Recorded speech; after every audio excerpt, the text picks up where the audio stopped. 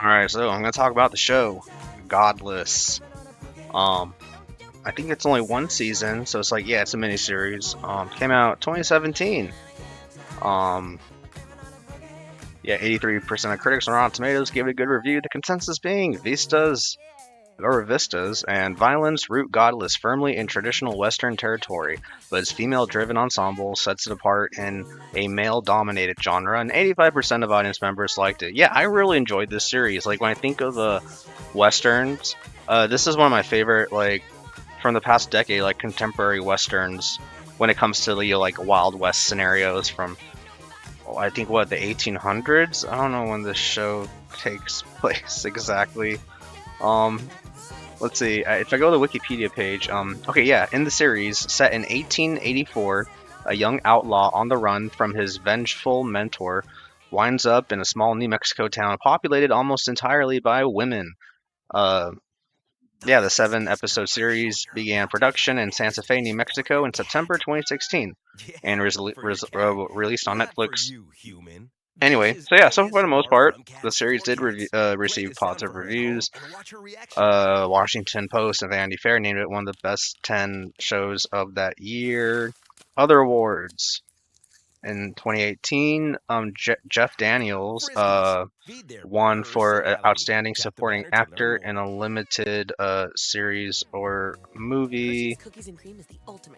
Ads. I'm sorry. Wait, where was I? And Merritt Weaver um, won outstanding supporting actress in a limited series or movie. And original main titles, theme music, Carlos Rafael Rivera won, and it was nominated for other stuff that year. Okay, so yeah, I like this show personally because it takes like stuff that it's really imaginative when it comes to creating scenarios in this Wild West like world from the where there's a lot of like lawlessness and a bunch of illegal activity going on all the time. And of course, it's refreshing that the a lot of the protagonists are female, and I do like that aspect of it.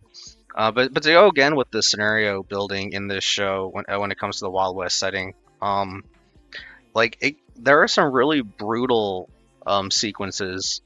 Um, Slight spoiler, like flashbacks that explain the main antagonist of this show and his backstory, like the stuff that he and his crew did. I mean, it's it's bizarre and it's so tragic, and there's a lot of good. The show does a good job of explaining the backstories for a lot of these characters, and of course, yeah, it's a great ending. Like again, it's a mini series, only 7 episodes. Um, so I imagine it is rated R. I don't know if I'm gonna find that rating here. For like language violence, like at the least. But yeah, and of course, like a lot of modern American stuff based in the past, you're gonna get some social commentary. Not complaining, I actually really enjoyed it, but of course it's just a side note to the main story and plot. Like, I mean, even if there is any, I mean, because art is a reflection of life, and I think this series does a great job of uh, whether you would call it reimagining or telling a story in this time period.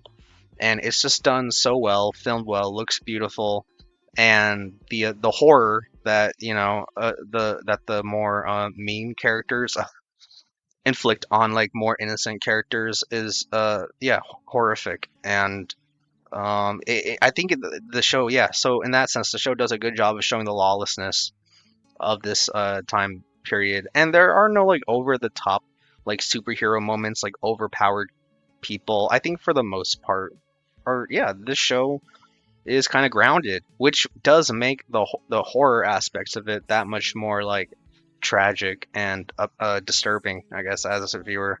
It's definitely a very unique western, yeah, that's been recently made. I thought it was based on some source material, but looks like it is not. All right. Well, anyway, I'm curious to listen to the soundtrack of the main title theme. I forgot what that theme music was, but it won an award, so cool. Oh, at the Primetime Emmy Awards. All right, well, until then, take it easy, y'all, and peace.